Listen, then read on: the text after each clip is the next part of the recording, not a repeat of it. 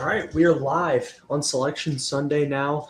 The bracket has been revealed. We have seen every single non NCAA tournament game outside of the Crown and CBI and NIT and all that, I guess. But conference tournaments in the regular season are officially over. We have our bracket reveal. We have our teams to watch. We have our conclusion of Purdue in the regular season.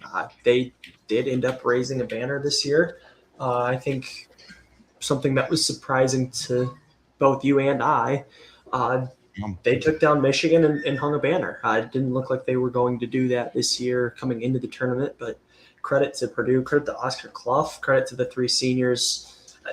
They played phenomenal. They played with an edge. They played with a level of physicality that did a lot of things for this Purdue team. But in the meantime, let's get started with the bracket a little bit, or unless we don't have any viewers right now. So we got one. We have one. We can let's talk about the bracket a little bit.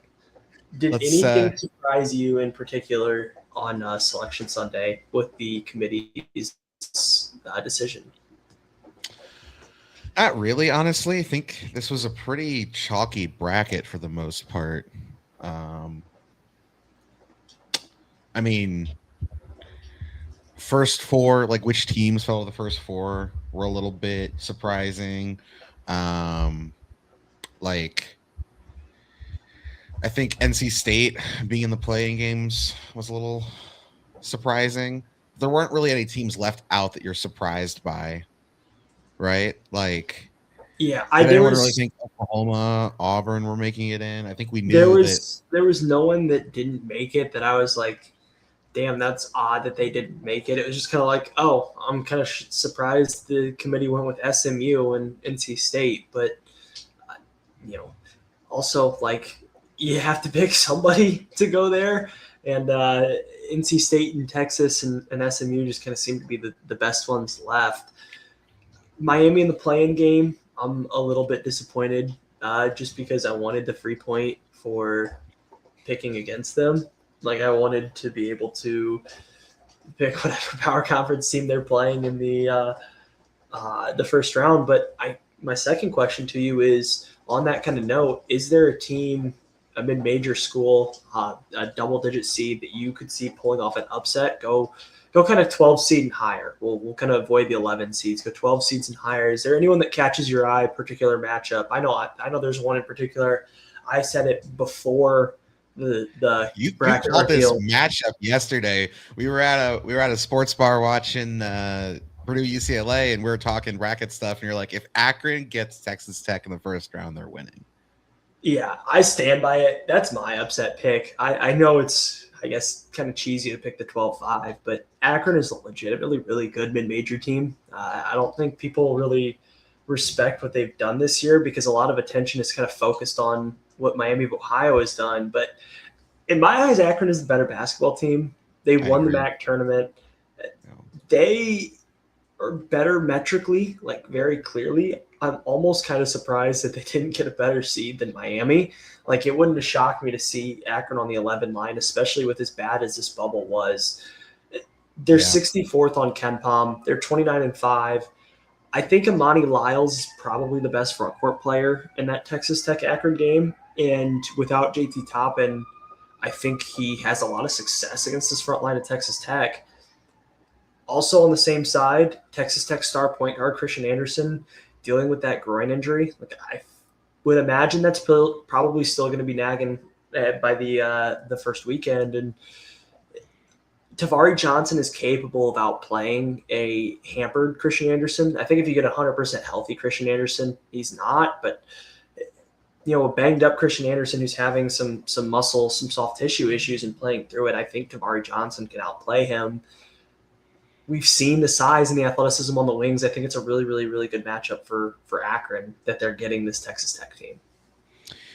Yeah, and kind of piggybacking off that, I also have Akron winning that game. High Point is really interesting against Wisconsin. You and I were kind of talking yesterday about this Wisconsin team, and I said they remind me a little bit of Iowa in the Keegan Murray year. They didn't finish with a Big Ten tournament title that the way that Iowa team did, but a team that gets hot late is a really high-powered offense with a questionable defense.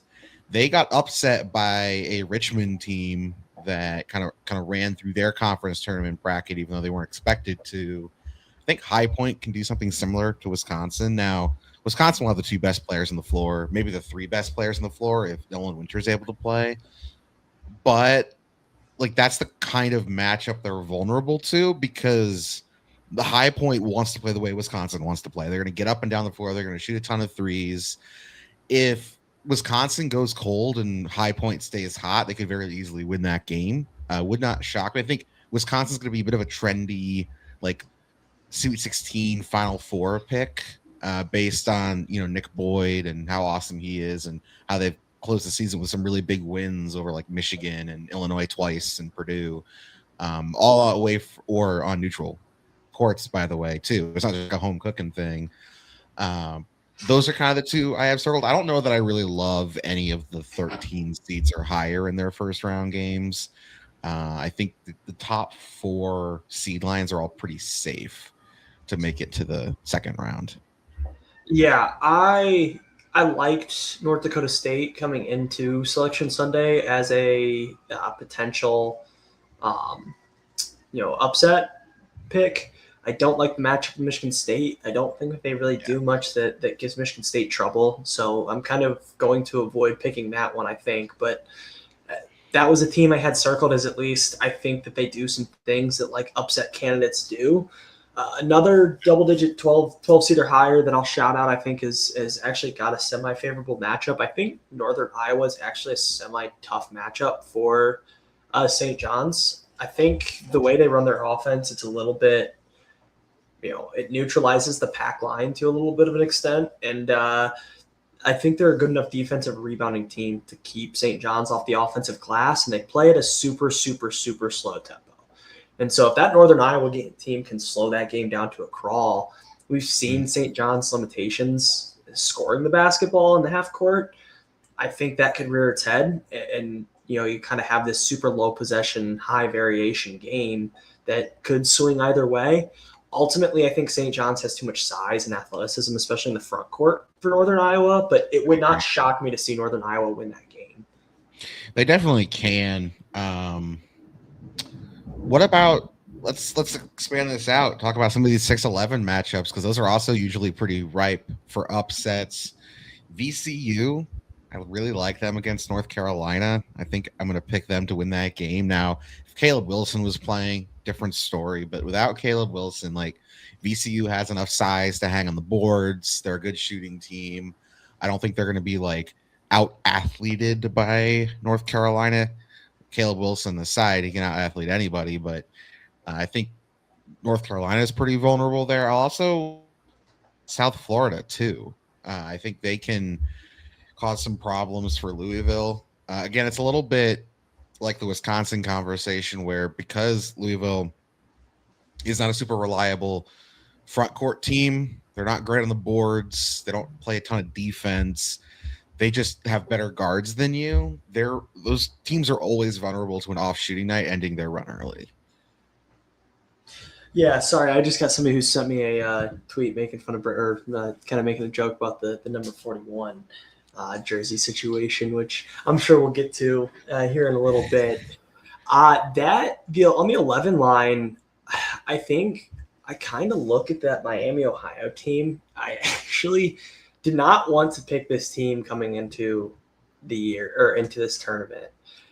I actually think that Tennessee, if they manage to make it through SMU, is not the worst matchup in the world. I think SMU is probably the worst team in this field as an at-large, them or Miami. It's one of those two.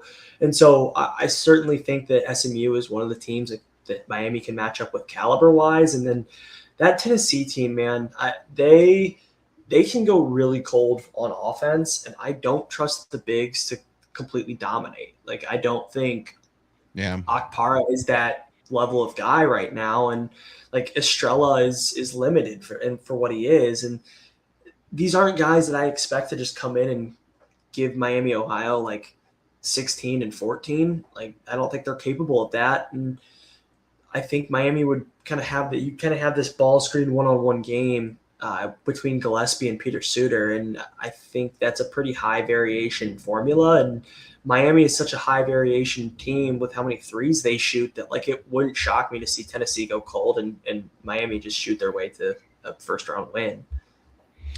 I could see it for sure. I still do not trust this Miami team enough to pick them, but from a bracket perspective, I'm not taking either of those teams to get past Virginia. So I don't think it matters a whole lot. But we got some Purdue fans in the chat right now, so let's talk a little bit about Purdue and the draw they have. Pretty favorable, I think, was the takeaway immediately for Purdue fans.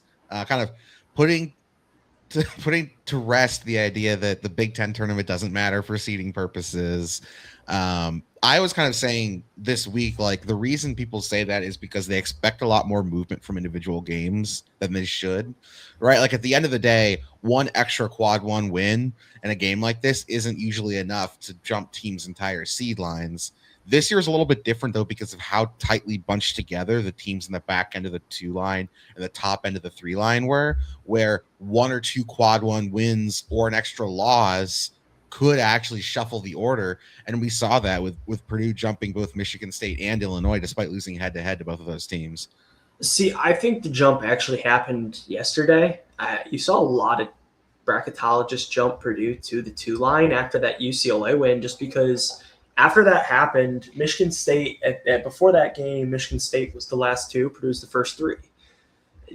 After UCLA, Purdue had better resume metrics in all 3 that are on the team sheet. They had better quality metrics in all 3 that are on the team sheet. They had more quad 1A wins, they had more quad 1 wins, more quad 2 wins, and Michigan State had the worst loss of the 2 teams. They lost at Minnesota.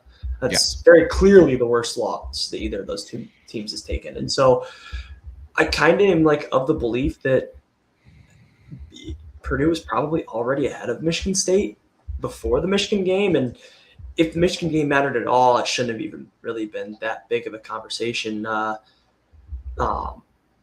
just think that, like, quite honestly, the head-to-head was really the only thing that was throwing a wrench into what the Purdue Michigan State conversation, because a lot of people struggled to put Purdue behind Michigan State after the head-to-head win, but everything else on the team sheet pointed Purdue's way. Yeah, I agree. Purdue's quality metrics really never dipped significantly, even through this losing stretch where Purdue was 500 their last 14 games. They were still top 8 in pretty much every metric, and that matters a lot when seeding comes in, and those metrics I think really save them. Let's talk about their matchups. I don't know how much time on individual games. Of course, we'll have previews and recaps up for all the matchups later this week, and as they come until Purdue's season ends. So stay tuned for that for more direct matchup, team breakdown type analysis. But 15 seed in Queens that Purdue should have no trouble handling. And then if they manage that, a second round matchup against Miami or Missouri, 2 teams that I think Purdue is pretty favorable against matchup wise. I don't think they employ the types of players and strategies that have given Purdue trouble during this stretch. Yeah, I mean, let's just be real. Miami's 2 leading scorers are Malik Reneau and Trey Donaldson. Respectfully, I just don't think that Miami team has the talent to beat this Purdue team if Purdue plays to the level that they can. I don't think this Missouri team can either, for what it's worth. Let's start with Queens. Let's pull up their team sheet. Initial first things, is there anything on the team sheet that you think should give Purdue concern as a potential upset candidate? Let's see. They have the 322nd ranked defense on KenPom. 77th best offense, though. Top 100 offense. Got to watch that offense. But they are a big team. I'll say that. I have admittedly not watched a single second of Queens basketball this year, unfortunately. I will not either. We'll have to do a little bit of tape watching before the preview. For sure. Try and record that on Tuesday, but Just looking over the team sheet here, they're a pretty tall team. They're top 50 in average height across all of D1, which is pretty impressive for a low major school like Queens. Um, they they play pretty fast too, so that'll be an interesting sort of clashing of styles. Like they push the pace on offense, and they're a good shooting team from everywhere. They have one of the highest 2-point percentage offenses in the country. They don't turn the ball over. They get really they attack the rim relentlessly. Like you can just look at their team sheet. They're top 15 in average 2-point distance and top 15 in 2-point percentage. Like they attack the rim and they score, and that's going to be a test of Purdue's interior defense, I think, which if you are looking for a potential upset risk here for Purdue, that's kind of been the thing all year long. Purdue struggles to keep shifty guards and wings out of the paint, and they struggle to defend the rim, and those are things that Queens is good at doing. The 322nd ranked defense is going to let Purdue do whatever they want offensively, but there's a chance it turns into a bit of a shootout even for a first round game. Yeah, I think it's important to note they have good positional size, but not particularly strong size in the front court. Their average height comes from playing a 6'6" point guard for large stretches of their game, but their front line is really mostly 6'9", 6'10" guys that I would expect Trey Kaufman-Renn and Oscar Clough to be able to have success against. But a guy that I think we should be on the lookout for is Yoav Berman. That's a guy that I believe Omer Meyer will probably recognize if I had to take a guess. He's a 6'6" sophomore point guard from Tel Aviv, Israel. Would imagine him and Omer have played against each other growing up. Do you think that his size creates any unique problems for Purdue? Is him being 6'6" at the point guard spot? I do think that's a potential area of concern. I just mentioned a struggle keeping larger guards out of the paint.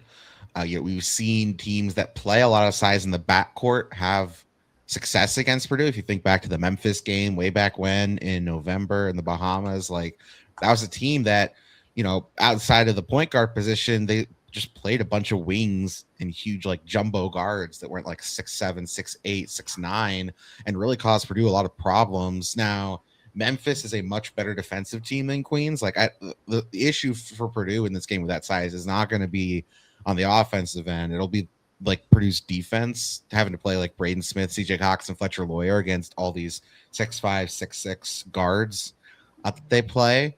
But like you said, like they have no size in the front court compared to Purdue. So, this is a bad rebounding team. They're a decent offensive rebounding team, but pretty middle of the pack there, and a horrific defensive rebounding team. Like Purdue should own the glass, and as long as they're making Queens take tougher shots, like you don't want these like 6'6" guards getting right to the rim and doing layup lines. If you can prevent that and then just clean up the boards, I don't think Purdue's defense should have too much trouble. Yeah, I'm with you. And for what it's worth, this Queens team has played several high majors this year. They've lost 94-74 to Villanova, 94-69 to Virginia, 111-73 to Wake Forest, 108-80 to Arkansas, 106-65 to Auburn. So the theme in a lot of these games is they will score. They will put some points on the board. They will put the orange ball through the 10-foot round orange thing. But, man, you can get whatever you want on the offensive end.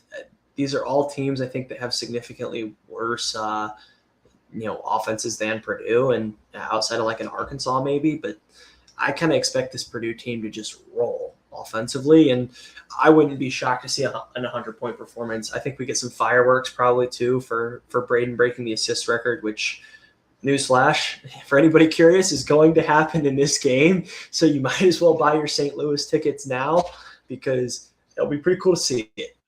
But on that note, like 2 assists away from setting the all-time assist record. There was a stretch today where I thought he was going to set it against Michigan. I was like, oh, he might get it today. Like he's not. Well, in the second half, Purdue made an offensive adjustment where they were just getting Trey the ball in the short roll and letting him go to work. And because they were defending him one-on-one, he would just take Merez or Mara right to the rim and score over and over again. And then Michigan adjusted and sort of slowed that down a little bit. And I think that's when you saw, I think it's like his assists weren't tallying up quite as quickly after that, because Michigan was playing a little bit of a smarter defensive strategy to try and keep Trey from doing whatever he wanted offensively, and a lot of secondary actions getting Clough the ball kind of started happening after that. But yeah, I mean, There was he also could get this by the under 16 timeout. yeah, I mean there were some doubles too. Like Michigan wasn't even waiting for a screen at like I think it was the under 8 timeout, which is when they made this adjustment. But they weren't even waiting for like a screen or an action. It was just Braden had the ball about 3/4 away from the basket, and Michigan sending 2 at him like in the backcourt with no one else back there, and he kind of just made the right play. Like he'd get it to Fletch or get it to Jakari or get it to CJ or Homer or whoever was in the middle to kind of just take the ball over half court and get Purdue into their stuff. But Braden was excellent in this one. This was just a dominant Purdue performance in general for me. Like I think before we get too much further into, do you want to do Purdue's path here and keep going down the path? Let's do that while we're on the Purdue topic, and then we can kind of broaden this out to making some Final Four picks and kind of filling out our brackets live on the air. That's everyone's favorite pastime, of course. So we'll be on the record with our bracket picks here night of. We won't be allowed to change them after this for any bracket pools we're in. So you guys want to know where we're thinking here? Now's the place to be. I like Purdue's path quite a bit, and we can kind of talk about some of the potential pitfalls for it. I think BYU would be a really tough matchup were we to see them. I think it's Gonzaga, though. I think Gonzaga is a horrible draw for BYU. They have the athletes and defenders to slow down AJ Debonsa, and they will dominate on the glass. I think they just put Tylen Grant-Foster on him for large stretches of that game. And I mean, you don't feel great about that because I don't think you feel great anytime you have to put any college defender against AJ Debonsa. I don't think you feel great putting many NBA defenders against AJ Debonsa. But I think Grant-Foster is a good enough athlete and big enough and physical enough to slow AJ down enough that this BYU team isn't going to get stops against Gonzaga. Like Grant, I kind of expect Graham Ike to have whatever he wants on that side of the ball, and he'll have like 25 and 14 or something. Yeah, I think Gonzaga will just roll. I don't think Gabe Ikeda is capable of outplaying him or playing with him really, and Braden Huff causes some interesting matchup concerns as well, especially without Richie Saunders is too. He playing? Do we know if he's back? I thought he was back for the NCAA tournament, but I might be crazy. Okay. He hasn't played in a while, so I just didn't know. I might just be insane. There's a really good chance about that. Either way, I think you're right, though. Like, people were saying, like, oh, I think we're going to see BYU. I don't. I mean, it wouldn't shock me anytime a team has a player like AJ Debonsa that can go on a run, but Gonzaga's a really tough draw for BYU because there's a lot of teams, even on the 3 line, that just don't have the defenders to handle Debonsa. Gonzaga does. Like if they like Virginia or like even Illinois, I think would have been better. Michigan State, even I think they literally drew the worst 3 seed in terms of like who can match up with them personnel wise, and exploit their weaknesses. So I expect Purdue to make the Elite 8. I think I mean, as a 2 seed, you would like that's what they're seeded to do. But even matchup wise, like I think Gonzaga is a good matchup for Purdue. They weren't going to be in the same region as MSU or Illinois, but I think you'd definitely rather see Gonzaga than Virginia if you're Purdue. And honestly, in a 1-game sample, we just saw what they did to Michigan. I don't think they're going to be afraid of Arizona. Yeah, I mean, I think this Purdue team is capable of beating Arizona. That's for sure. I mean, we saw what Purdue just did to Michigan, and we'll kind of do like a little mini recap of that game here later on this live stream. But they shot 4 for 14 from 3. Won and pumped them inside and dominated at the rim and played good defense and played with toughness. And there's no reason they can't do that against Arizona.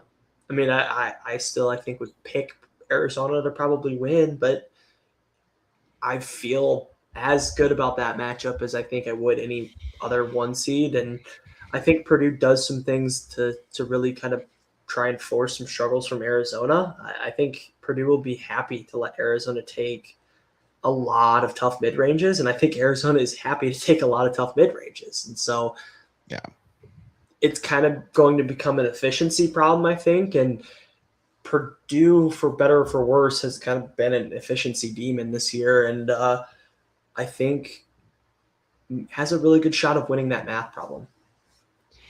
Yeah, I mean, 4 for 14 from three and winning against a team like Michigan is what Arizona does seemingly every week. So, little bit of that Spider-Man meme for Arizona there with what Purdue just did, and then seeing them in their region. But I think we'll save official Final Four picks for a little bit later, so I won't ask you to pick a winner in a hypothetical Arizona Purdue matchup. Instead, let's talk about the one seeds a little bit as we kind of broaden this out away from Purdue specifically. I said a couple weeks ago, maybe a week or two ago, I can't remember if it was on the podcast or offline to you, but I think all 4 one seeds, or I had said at that time, I think all 4 one seeds, much like last year, should make the Final Four. They've kind of separated themselves from the rest of the pack. You and I kind of agreed on that. Do you still think that's true? Do you expect all 4, even with like Florida just got pantsed by Vandy in the semifinals of the SEC tournament, right? Duke's dealing with some injury issues. So I actually don't still hold that belief. I think Arizona and Michigan, weirdly enough, are the two that I feel that way about. But Duke, to me, I'm legitimately concerned about the Caleb Foster thing. And listen, I have kind of called this matchup for a couple days now, as I think this team could get a 1 seed, especially a 1 seed that doesn't have the guards to punish them. I think St. John's is a brutal matchup for Duke in the Sweet 16 potentially. I think St. John's has the personnel to frustrate them defensively, and legitimately, this is a Duke team that doesn't really have a point guard. They see St. John's and try to put Cam Boozer at the point guard spot and try to let him run point. St. John's going to have Dylan Mitchell pick him up 94 feet. And I think the one knock on Cam Boozer, which isn't even really a knock because it's unfair to expect him to be great at this, he's not like a foolproof ball handler. Like, he's not. He's a power forward, which, that's not really a knock. He's a power forward. He's not supposed to be a crazy ball handler. But if you try to play him at the point guard spot, which Duke has done, especially in the ACC tournament without Caleb Foster, like, St. John's has a matchup and an answer for that. And so I don't see Duke as kind of that lock for the Final Four anymore with those injuries, especially if Big Pat isn't going to be 100%. I'm a little concerned about them. I do think that they got the easiest the easiest pair of 2 and 3 in the 3 regions. But that 4-5 matchup is going to be really, really tough for them when they get them to the Sweet 16.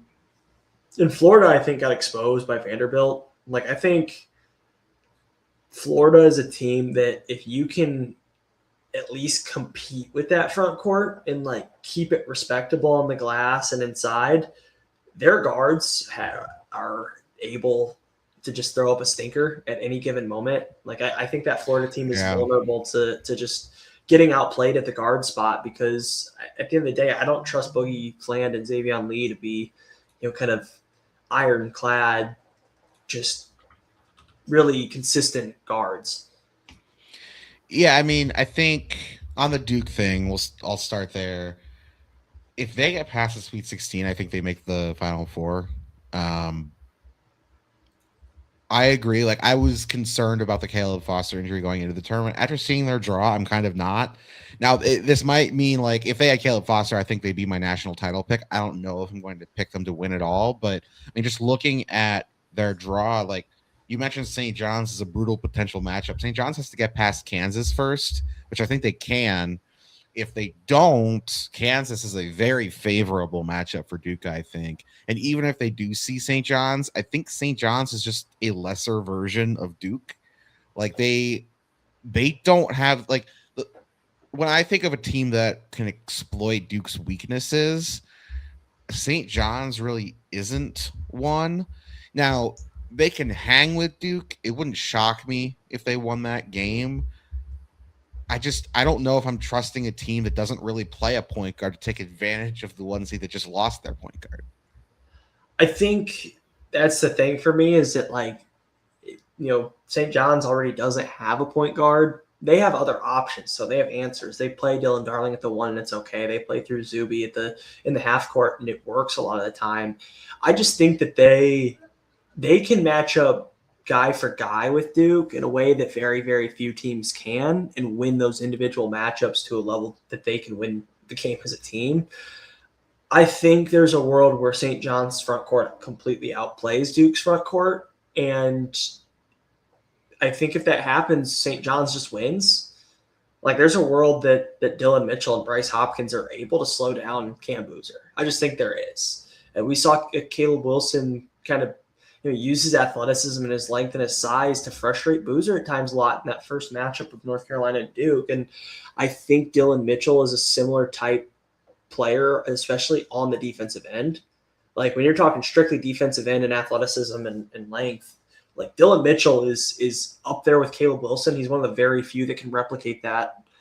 I think Zuby Ejiofor is better than Pat Ngongba, especially if Big Pat's still nursing an injury. So it wouldn't shock me to see St. John's outplay Duke in the front court. On the Kansas thing, I kind of think Kansas is also a tough matchup because I semi-trust Tiller and Flory Badunga to play with Boozer and Ngongba. Like I think they can handle that matchup, and if they're able to hang in the front court, they have the guards to take advantage of Duke in the backcourt because Melvin Council and Darren Peterson are capable of going nuclear. I just don't really buy that this Duke team is significantly worse as long as Big Pat is playing at least close to full strength. Like if those guys are playing, or if he's playing at least close to 100%, Caden Boozer's coming off back-to-back 16-point games, 50% from the floor in the ACC tournament. Like, he's not the floor spacer that Foster is, but other than that, he's picked up the slack, and they'll face better opponents, but Virginia's a legitimately good team. They lost 5 games all year, and he was great. I mean, he carried Duke in that first half. I just don't buy that Caleb Foster, as good as he was this year, I don't buy that losing him suddenly turns Duke from the national title favorite to a team at risk of losing to St. John's. Like, I just don't really buy that.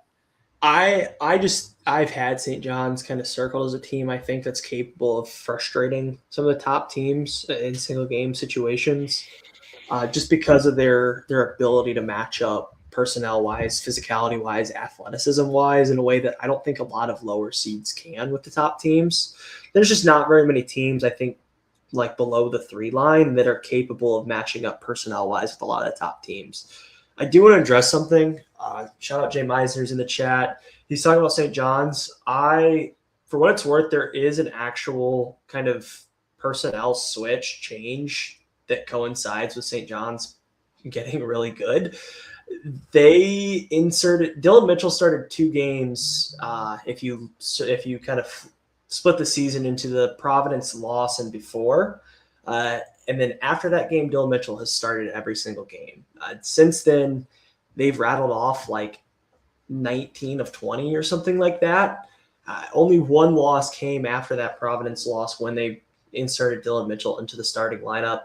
I think that insertion of Dylan Mitchell kind of went all in on the defense rebounding thing, and they decided we're going to be last year's St. John's with higher ceiling guards, because I do think that this year's version of St. John's is almost the same as last year's St. John's, but instead of having 1 guard wing that's capable of going off and getting you 25 and RJ Luis, you now have like 3 or 4 different guys who are capable of going for 25. Like Darling's shown that ability. Joe Sansanan has shown that ability. Ian Jackson has shown that ability. Those are all guys who come from high-level pedigrees too. In the case of Sanan and Ian Jackson, who are both former 5-stars, like that's just a team that I think has really, really consistent front court play and is going to be one of the best defensive teams in the tournament. And that shows up every single game. And they combine that with having some really, really high ceiling, talented guards that are capable of going for 25. And like, think if you just get your average front court game from St. John's against Duke and you get 25 from Ian Jackson or you get 25 from Dylan Darling, the St. John's team is capable of beating Duke. I do want it known that I think if Duke gets through the Sweet 16 matchup, they're going to the Final Four. Like neither UConn nor Michigan State, I think, is beating Duke on a neutral, especially Michigan State in a rematch. I just don't see that. I'm gonna spoil one of my little picks here talking about UConn. I think UCLA gets them in the second round. That is a brutal draw for UConn, I think. I'm going to assume that Bilodeau and Dent didn't play against Purdue, or Dent didn't play in the second half, like after the first 10 minutes, out of an abundance of caution from Mick Cronin. The way he was talking about Bilodeau's injury really made it sound like it was less about how serious the injury was, and he just wasn't going to let him play. And I'm going to assume the same thing is true of Donovan Dent. I mean, we saw in the Purdue Michigan game today, like why you might want to do that. Like both Trey Kaufman-Renn and Yaxel Lenneborg were kind of banged up at the end of that game, and hopefully both guys are full go for the NCAA tournament. But I can't exactly blame Mick Cronin for holding back a little bit, expecting to still have greater things ahead of them. I think, UCLA with their shooters, the way they can space the floor, like if UConn wins that game, they're going to need a huge game from Terrace Reed because that's a matchup that like UCLA doesn't really have anyone that can match up against him. And if you're sitting here telling me, the key to UConn going on a run is Terrace Reed, that would terrify me. As good as he's been throughout this season, he is kind of prone to disappearing at times. UConn is also in a bit of a precarious position. For those who aren't aware, UConn's point guard Silas Demery did get hurt in the Big East Championship against St. John's.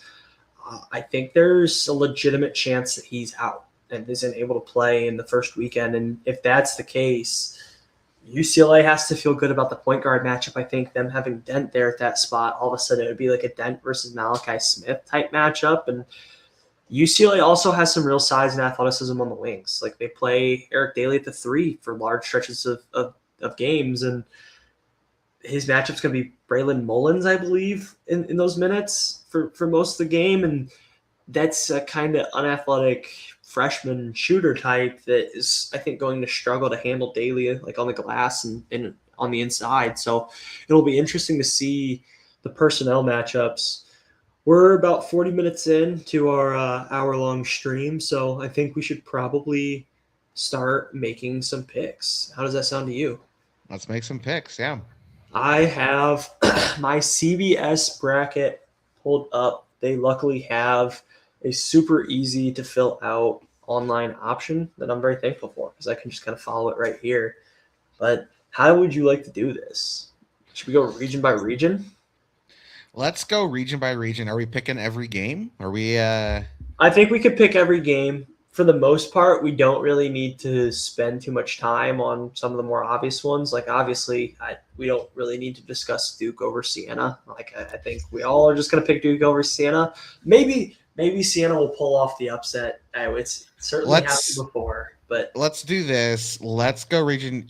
Pick. You run through all your first round picks. I'll run through all my first round picks. We'll discuss any we disagree on, or like any like notable ones that we're thinking of, like, oh, this one's a really interesting matchup, and then we'll just go from there. Yeah, I'm with you. Right. I say we start in the East. That's top left. Yeah. All right. In order to Duke, Ohio State, St. John's, Kansas, Louisville, Michigan State, UCLA, and UConn. I'm going super chalky in this region. I mentioned Northern Iowa. I don't hate that matchup. You mentioned USF. I also kind of like that matchup, but at the end of the day, I think that in large part, the teams in this region just don't really have a ton of upset bid potential to me, and I kind of just expect this region to be chalked in the first round. I have all the same picks as you, except for one. I am taking South Florida over Louisville. I think it's fun to pick some of the 11s, and looking at the bracket, I like South Florida's matchup quite a bit. Louisville just doesn't have a ton of size and strength in the front court. that they could really take advantage of a team like South Florida with. So I'm taking them. Otherwise, I agree. I like Ohio State over TCU pretty comfortably. Actually, I think Ohio State's a much better team, and Bruce Thorne's gonna give that TCU defense fits. Move on to the second round. I think I'm good with that. On the one more thing before we move on, the Ohio State TCU matchup is actually super intriguing to me. I'm pretty excited for that one. I think there's a world that kind of high hedge blitz defense that TCU plays gets to Bruce Thornton on the ball screen. I've been shockingly impressed with how Jake Diebler has used Bruce Thornton off ball recently. He's actually been pretty good about it. I know, shocker, I'm giving Jake Diebler a little bit of credit. We'll see how much he has picked up in this stretch because I think he's going to need some off-ball action to get Bruce going. But I think Ohio State has too much talent for that TCU team to handle. Sounds good. All right, I'll run through the second round real quick. In order, I have Duke over Ohio State, St. John's over Kansas, Michigan State over South Florida, and as aforementioned, I do have UCLA beating UConn. We are in 100% lockstep on this region right now outside of that South Florida team. I had the same exact picks. I love the UCLA shout. I already liked the UCLA shout going into that. I just don't think UConn's that good. I'm gonna be straight up with you. I think that's what's driving the large portion of this pick. I don't believe in UConn. I think UCLA is good enough to beat them, and I think poses enough matchup issues and enough of a veteran presence. And I think like Cronin is one of the few guys who like isn't intimidated by Hurley. Like I think Cronin is just a little bit of a nut job himself and probably thinks he can go up against anybody in the coaching department. So I love those picks. I'll move on to the Elite Eight. I know I mentioned St. John's Duke. I'm not going to pull the trigger. I'm going to stick with the Blue Devils. I think they get it done over St. John's, but I think that's a special, special game, and I'm excited to watch it. I do think their matchup, as it almost always feels like it is, it feels like we get this matchup all the time in the Elite Eight. Give me Duke, Michigan State in the Elite Eight. I think Sparty gets it done over UCLA. I think they finally crack the code and beat Donovan Dent and kind of get revenge for that Big Ten tournament loss that pushed them to the 3 line. And then I'll kind of conclude it with we can pick the Elite Eight too and give our Final Four pick. I'm taking Duke to the Final Four. I don't think this Michigan State team has smoke for Duke in a rematch, especially on a neutral court. Like I kind of think Cam Boozer gets whatever he wants in the second game, and I think Dame Sarr is capable of really, really frustrating Jeremy Fears and making life really tough on him. So give me Duke out of that region into the Final Four. Yeah, you and I are in lockstep.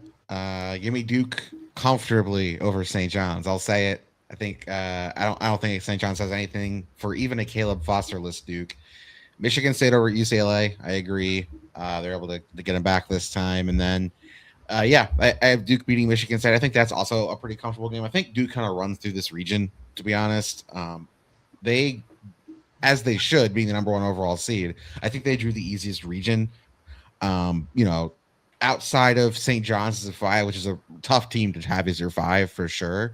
I think they kind of run through it. I don't think Michigan State has anything for Duke. We saw at home, they battled close because Michigan State is able to do that, but Duke was able to win that game. This is a fun region for rematches, by the way. Michigan State UCLA was a classic in the Big Ten tournament. Duke Michigan State was a really fun non-conference game that was a little closer, I think, than most people expected. So, we're both taking Duke out of the East. Which region's up next? I say we go counterclockwise and say Purdue's region for last because I want to make you pick Purdue, Arizona as your last Final Four pick. All right. But on that note, let's hop into the South region. This is Florida's region, the defending national champs. Yeah. I actually think that Florida got a really, really favorable draw through until the Elite Eight. I don't really think Nebraska or Vanderbilt poses much of a threat to Florida.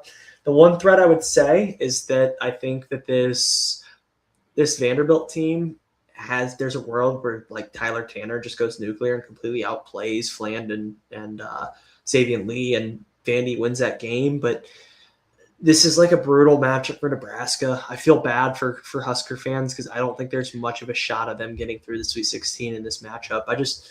I think Florida's bigs just dominate inside, and Nebraska's defense is just going to be completely overpowered. The scheme isn't going to matter, I don't think, just because Howell and Condon and Chinyelu and Lockton are so physically dominant and also skilled at the same time. It would get, I think, scary for Nebraska in that one. But let's not get too far ahead of ourselves. We still got some first round picks to make before we get there. we do. You want to go? You went first last time. I'll go first this time.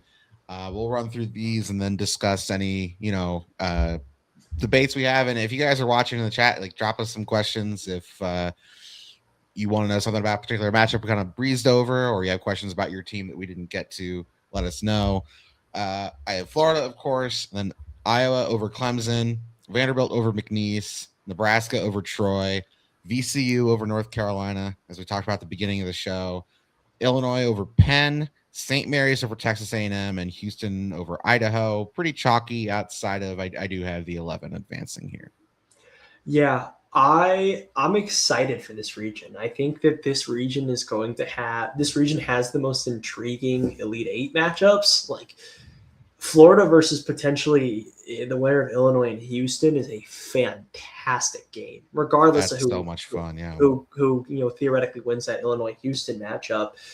I'm looking forward to that Elite Eight game. I think the Elite Eight this year is largely going to be special, but let me get into my first round picks. I'm taking Florida. I'm taking Clemson over Iowa. I have Vanderbilt and Nebraska both moving on as well. I'm taking VCU over North Carolina. If North Carolina still had Caleb Wilson, I would be taking North Carolina, but he's not there. So give me VCU. Then I will take Illinois, and I think what ends up being a potentially maybe closer than expected 3-14 game with Fran McCaffrey's Penn team. Shout out TJ Power. I low-key forgot about him, and then he had 40 today. And that was pretty awesome. That was pretty sick. Did forget about it. Not even low-key. I just forgot. He was fantastic. And how appropriate is it that Fran McCaffrey gets to play a Big Ten team? Can't escape. Goes to Penn and jumps right back in again. How funny would it be if Fran McCaffrey ends up in his first year as not the Iowa coach, advancing further than Iowa in the NCAA tournament? That'd be pretty funny if you ask me. I think it'd be extremely funny if he went to the Sweet 16 immediately after never doing so at Iowa. Oh, that would be fantastic, especially if Ben McCollum picks up a nice little first-round loss to Brad Brownell. That'd be pretty funny in my eyes. But on that note, I am taking Texas A&M and Houston to close out this region. Okay.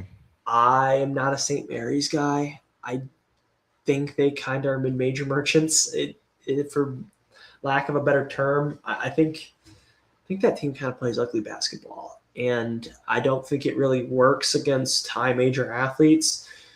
Give me a Mackenzie Mbako-led buckyball team to beat St. Mary's. I think they've just got too much size and athleticism on the wings. Anything that caught your eye there? Jay Meisner in the chat saying Boswell has a chance to lose to another Ivy League school in that Illinois Penn game as well. Thinking back to his freshman year at Arizona. Yeah, Bam Bam with another shot at the Ivy League.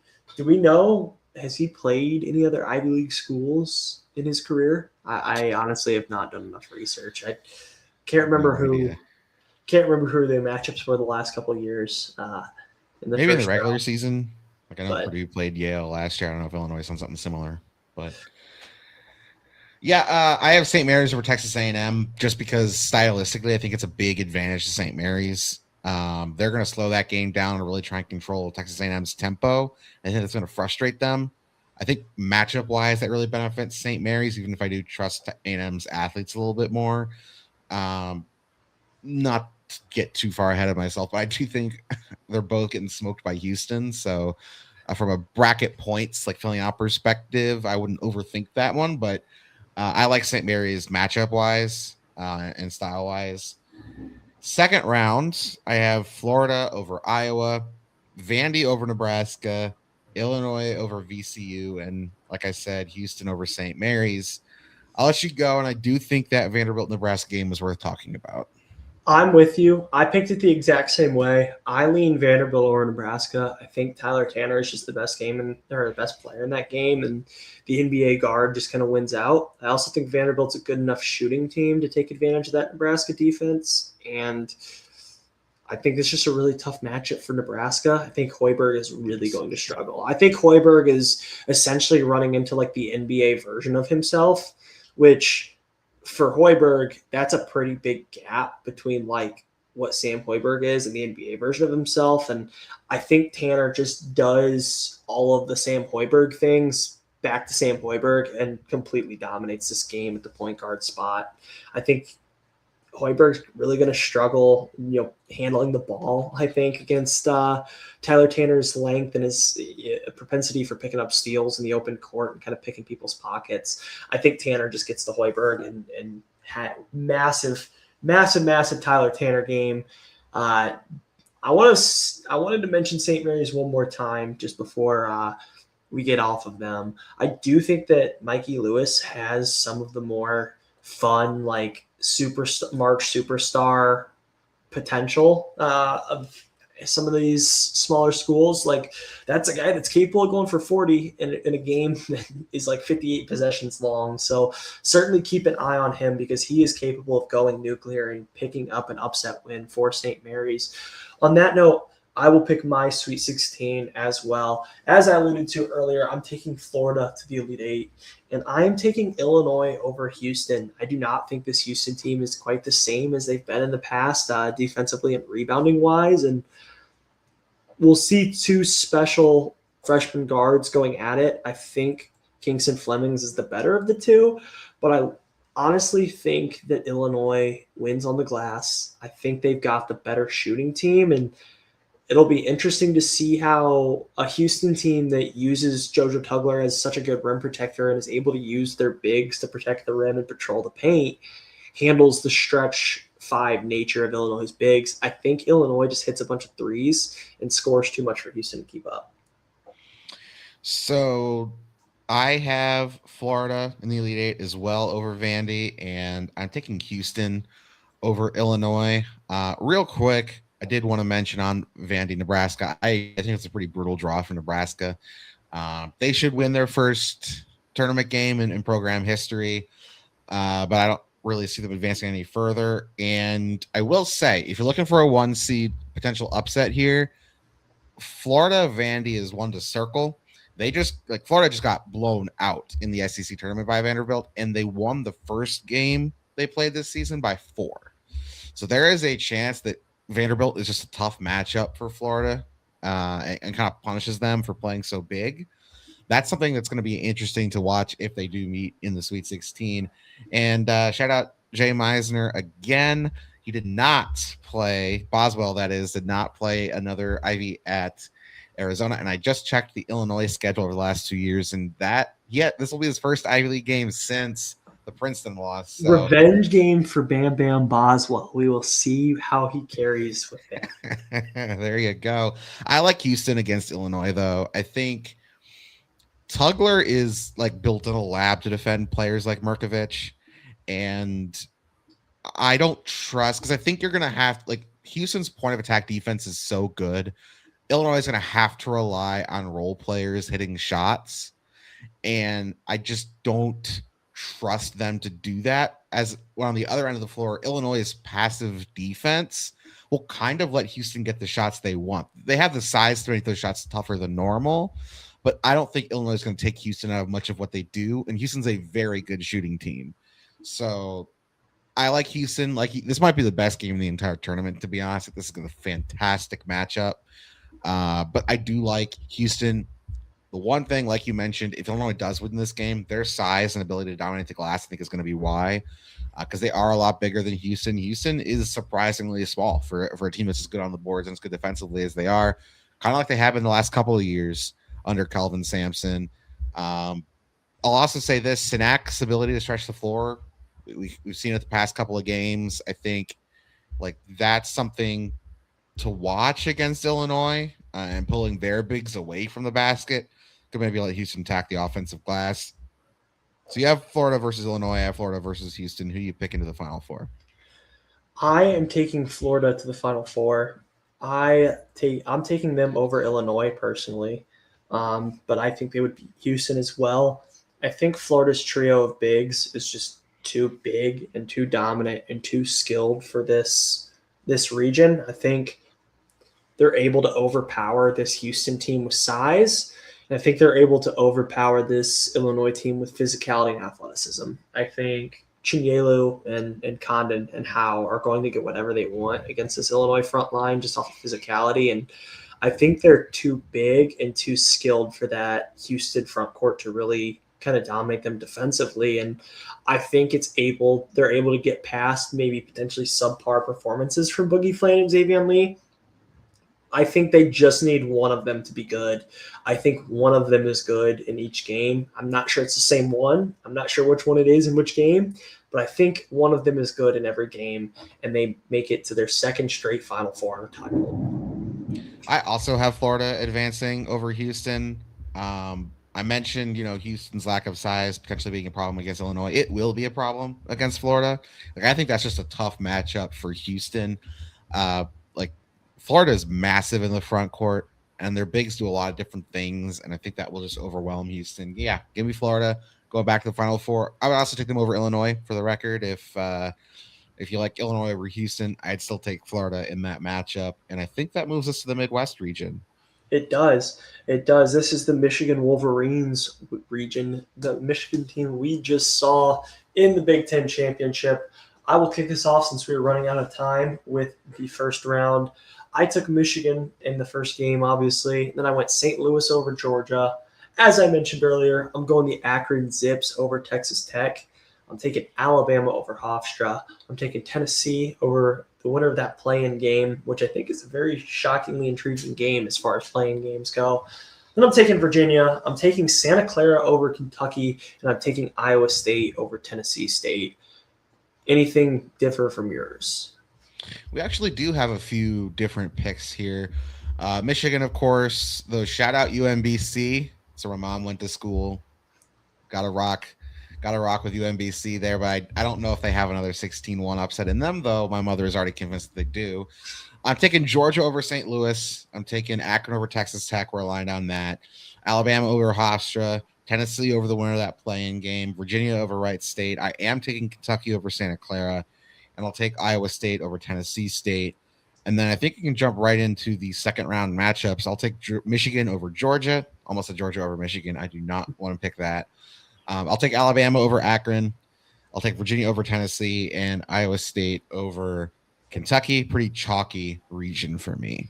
Yeah, I'm sticking with the chalk theme because I have the same picks. I'm going Michigan over St. Louis. I'm going Alabama over Akron. I'm going Virginia over Tennessee. I'm going Iowa State over Santa Clara. I just think this Michigan team overwhelms a mid-major St. Louis squad that was really fun, and I think in years past is potentially built to upset certain ones and twos. Not this year, not with this crop of ones. These are kind of upset proof one seeds in my eyes. Like, I don't think many teams outside of the 4 or 5 line are going to get these one seeds. Just don't think these one seeds do things that are really like upset kind of likely. And so with that, I'm taking Michigan over St. Louis. I'm taking Alabama over Akron in a game I think will be really, really, really close. I think it'll be closer than a lot of people think. But I think Alabama's health is the difference between them and Texas Tech in this one. And that's why they're kind of able to pull it out. They're just going to have a little bit more talent, and they're going to be healthy. Like, Philon is going to be by far the best player in that game, and he's healthy. Unlike Christian Anderson, I think Sherrell is a better front court player than anybody that Texas Tech has without JT Toppin, and I think they have better secondary guards and guys like Aiden Holloway and Houston Millett. So taking Alabama in that one, and then I'm going chalk in the bottom with Virginia and Iowa State as well. All right, so moving on to the Sweet 16 matchups, I have Michigan over Alabama. I have Iowa State over Virginia. I think Alabama got a really great draw to get to the Sweet 16. I think they should beat both Texas Tech or Akron in the second round, depending on who they meet. But I just don't think they have anything in the front court to defend Mara and Merez. I think that's a nightmare matchup for a team like Alabama. And unless they just get super scorching hot from 3 and Michigan does not, which is certainly possible with a team like Bama. I think they'll struggle to keep up scoring wise. And then, yeah, taking Iowa State over Virginia. As much as I have sung Virginia's praises on this live stream, Iowa State's a much better team. They're more complete. They do what Virginia does, just better. So give me Michigan, Iowa State, and then I'll just pick the Elite Eight matchup because I'm taking Michigan. I think they run through this region. Iowa State can do some things to frustrate Michigan, especially on the perimeter, but you're asking me if Buchanan can guard Mara? I don't think he can. Yeah, I'm with you. I have the same picks. I actually initially went with Iowa State and then changed my mind and stuck with Michigan.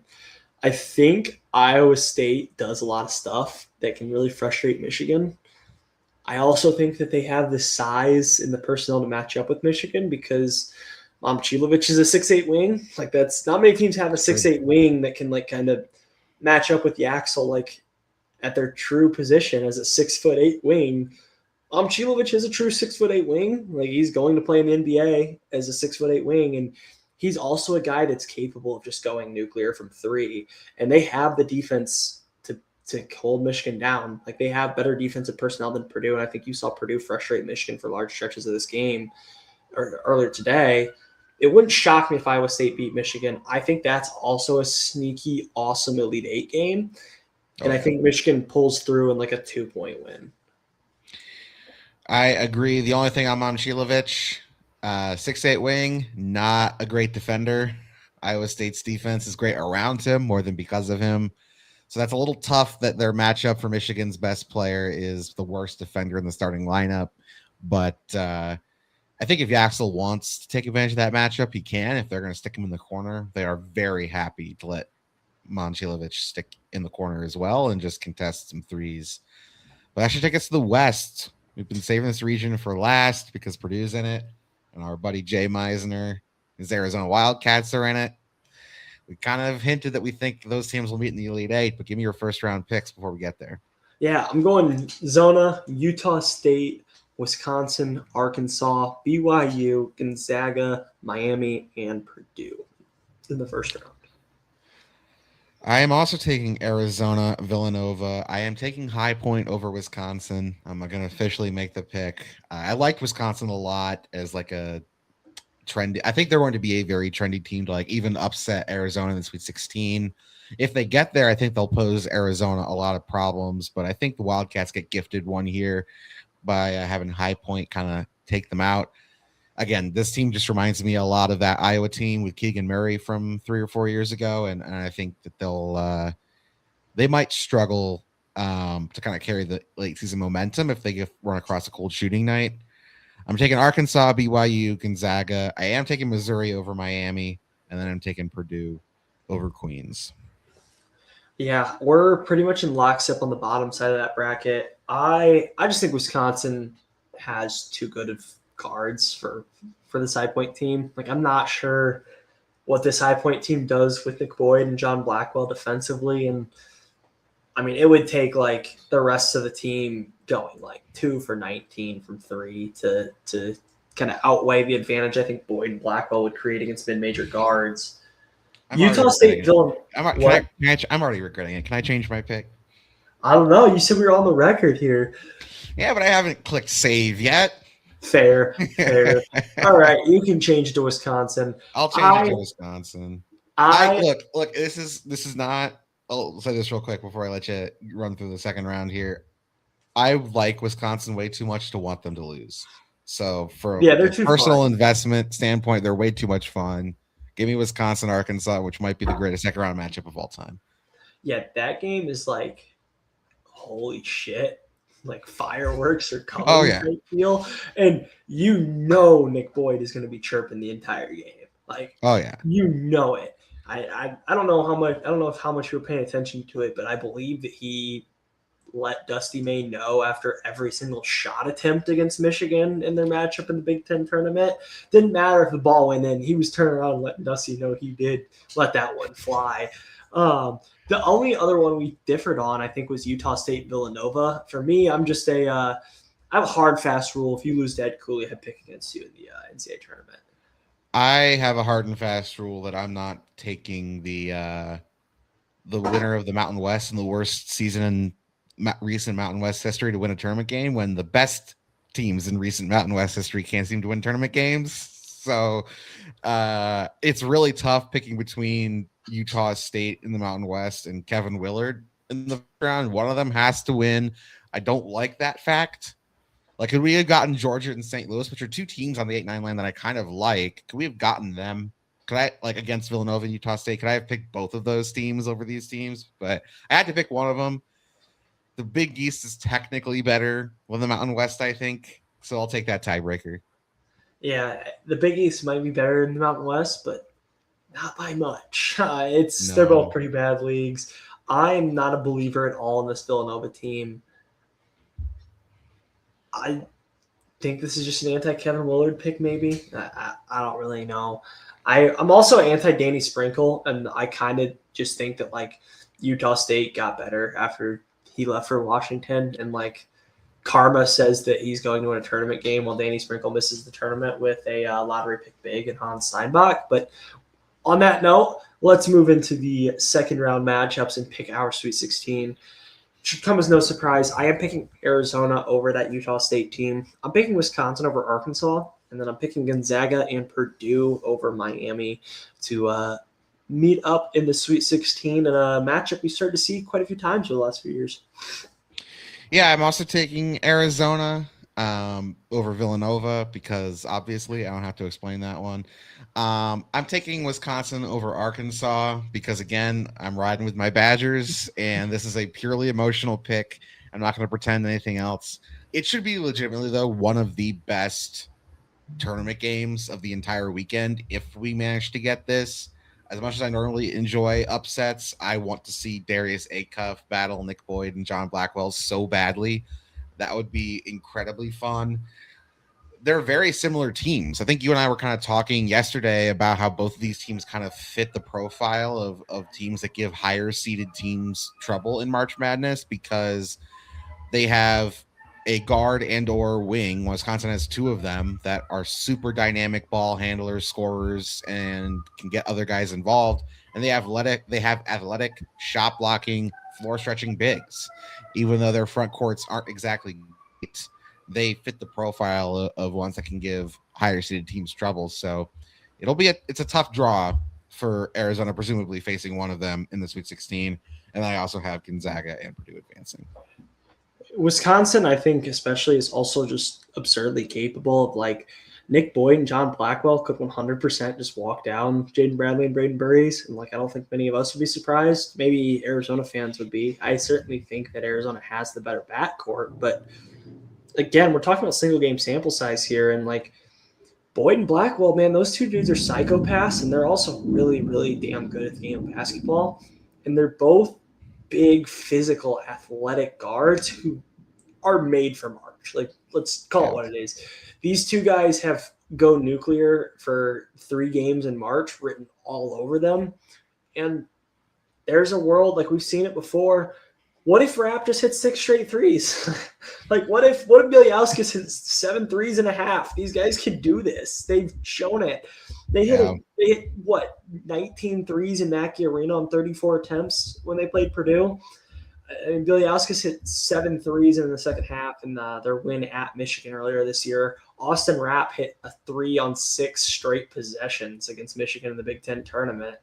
Like, I know when you look at the percentages, these guys are shooting like 32% from 3 on the year, but they're all capable of going nuclear, and they have 2 guards to go with it. But I will pick my Sweet 16. I guess I already picked my Sweet 16, so I'm picking the Sweet 16 games. I think we get an Arizona-Purdue matchup in the Elite Eight. Should I hold my Purdue-Arizona pick, or should I hold your Purdue-Arizona pick? I'm also taking Purdue-Arizona to advance to the Elite Eight. We talked about it at the top of the show. I think Purdue got a great draw here at the bottom of the bracket. I think Gonzaga is a team they should feel very comfortable. Now, Gonzaga does have some length and size that could frustrate Braden. And Graham Mike and Trey Koppen-Renn should be a really fun interior matchup, but I trust Purdue's role players and the shooters a hell of a lot more than I trust Gonzaga's, and I think their stars are also just give me Purdue in that one. And as much as we kind of talked up what Blackwell and Boyd can do, and those guys combined for 60 some points like they did against Illinois, they could certainly knock off anybody. But I trust Arizona to win that game. They should dominate on the glass. They have the defenders to throw it at Blackwell and Boyd. That should be a pretty exciting game, but it's one I think Arizona wins by like 10. And they kind of separated the last 3 minutes or so. But yeah, that leaves Arizona Purdue. Who you got advancing? I'll make the call first. Give me Purdue. I think this senior class, maybe call me gullible, call me biased, call me a Purdue fan. I think there's something to this kind of senior laden class being over the regular season as soon as they were out of the Big Ten championship. Like they kind of felt like they lost to Michigan and then like sleptwalked through the last 10 games of the regular season because they weren't really in competition for the regular season championship. So they were kind of like, who cares if we go 16-4 or 13-7? We didn't win the Big Ten anyway.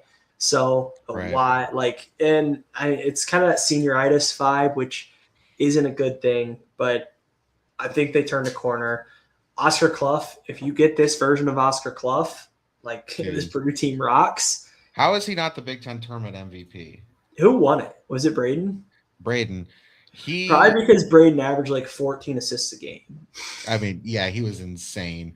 Don't get me wrong. But let me just read you Oscar Clough's game logs through the Big Ten tournament against Northwestern. He had 19 and 10 with 2 assists, a block, and a steal.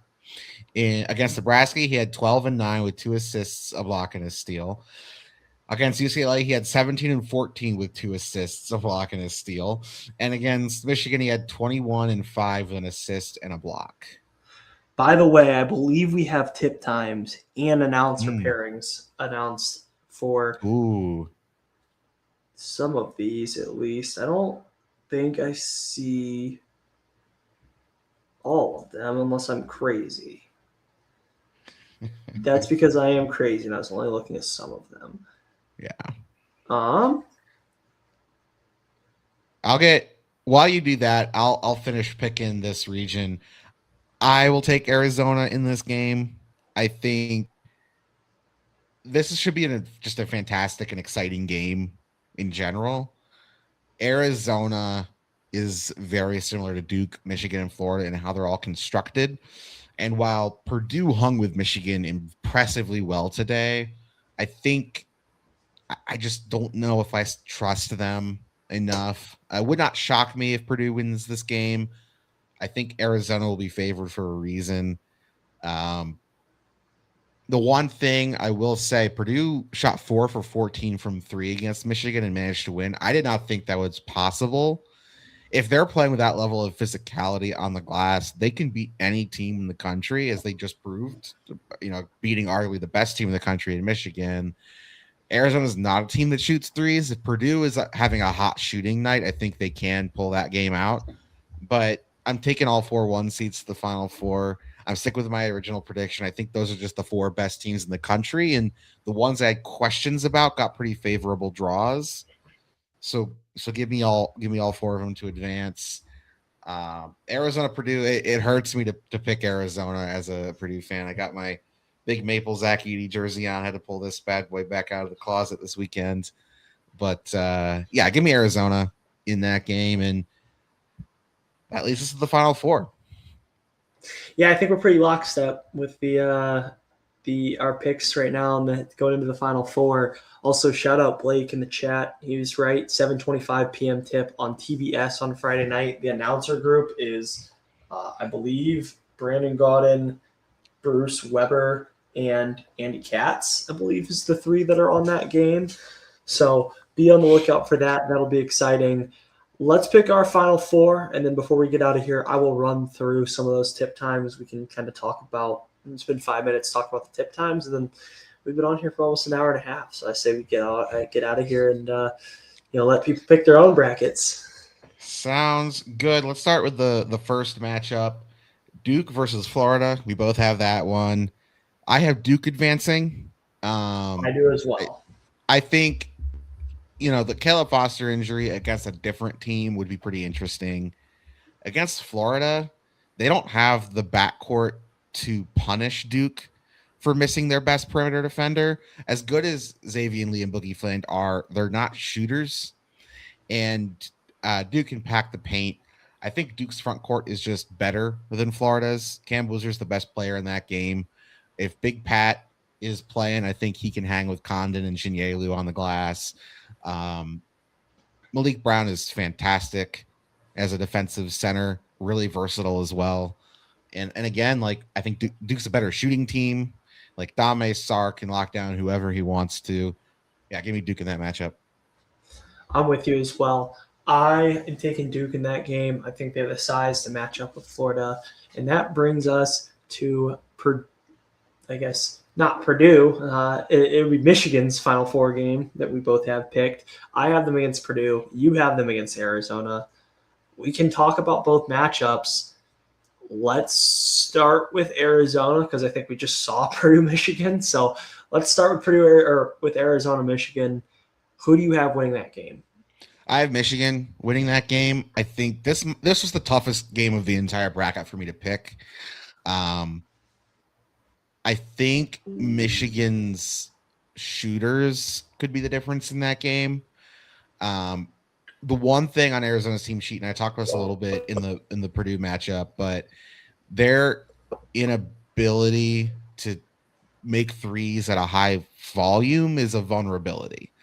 And I don't think any team, except maybe Purdue, but even then, maybe not, in their own region can take advantage of that. Once they face the likes of Michigan, Duke, and Florida, though, I think that will get exposed a little bit. I think Michigan is just a slightly better version of Arizona. Emphasis on slightly. This is very close. Like I said, this was the toughest game for me to pick in the entire bracket. Give me Michigan advancing. And we did just see Purdue versus Michigan, and Purdue won after Michigan won pretty comfortably in Mackey Arena a few months ago. But you got a little smile on your face tells me you're going with a homer pick on this one. I am going with the homer pick on this one. Give me Purdue to advance the national championship over Michigan.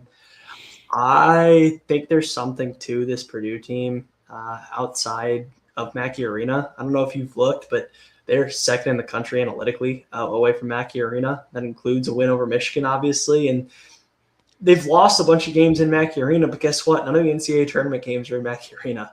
So usually that's a bad thing when people say it, but it's kind of crazy. But this team really just might be better away from home for whatever reason. Maybe it has to do with the kind of voodoo vibes of what was going on in Mackey Arena this year, it felt like. But I think this team has kind of rallied and found something here. And I think this team will beat Michigan and go to the national championship. That leads us to our national championship picks. I have Duke in my national championship game. You do as well. We both have Duke playing a Big Ten team. Do you have Duke beating Michigan in the national championship? Because both teams are missing from when they first met in an incredibly tight game. So Duke was my preseason number one team. National title pick before the season tipped off. I'm sticking with that. As close as that game was, and missing Caleb Foster is really tough. I just don't trust this Michigan team to win 6 in a row. I think with some of the personalities they have, with some of the way they play, they were melting down in the first 5 to 6 minutes of the Purdue game and really let kind of Purdue ease into the game a little bit because they just kept turning the ball over. If they do that against Duke, Duke will punish them for it in a way even Purdue couldn't. I like Caden Boozer. I trust him. It's not ideal to not have Caleb Foster. Duke would obviously be better with Caleb Foster in the lineup. But yeah, give me Duke as my national title pick. I'm sticking with that. Foster injury hurts, but they were my number one team in the preseason, and I'm not backing off of them yet. Give me Duke. I'm with you. I'm taking Duke over Purdue in my national championship as well. think that they have this really unique team build that features a lot of pro NBA style players, and it's going to be a tough matchup for Purdue. I think they kind of weather the storm and get through, two of the elite teams that this sport has this year in Arizona and Michigan, but I don't think they make it all the way through the gauntlet of playing three of those teams in a row. And I think they fall to Duke in the national championship. All right, so we both are picking Duke to win our national title picks, which means they will lose in the round of 32. All right, so you said we had some tip times. We do. We are very lucky to have some tip times coming to you first. The first game that we get in the NCAA tournament, not the first four. I'm not counting that. Game you've called out, we got Louisville, South Florida at 12:15 on Thursday in Buffalo, New York. I'm really excited for that. Brian Anderson, Jim Jackson, Allie LaForce are on the call for that.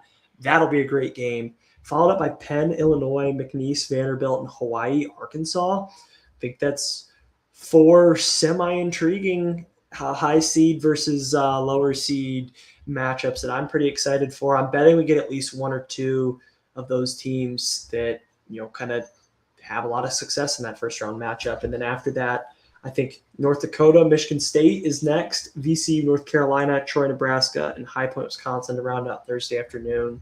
And then Thursday night, we have UMBC, Howard winner versus Michigan, TCU, Ohio State, Texas A&M, St. Mary's, Kennesaw State and Gonzaga, St. Louis and Georgia, Siena, Duke, Idaho, Houston, and Texas, North Carolina State winner versus BYU. I think all in all, a pretty intriguing day one. See two of the one seeds playing per usual. I'm pretty excited for day one. Day one should be fun. Man, those first 2 days of the NCAA tournament, special. Just special stuff. I'm excited for that. I think they got some good match. And yeah, I don't know. I don't know what else to say about tip times. Should be a good couple days of basketball. Yeah, I'm pretty excited. Not much to it. My roommate is blowing up the YouTube chat right now. I don't know if you've in there. I was wondering who this was that that would be one of my roommates. Tristan, I'm sure glad your Spartans ended up with a 3 seed. They can enjoy the 3 line because Purdue will take a 2. On that note, I think we should probably wrap up. We've been on for about an hour and a half now. So everybody in the chat and everybody watching, thanks for listening. It really means a lot, and really looking forward to some March Madness basketball. So we will have a Purdue recap out soon for you guys. So be on the lookout for that as well.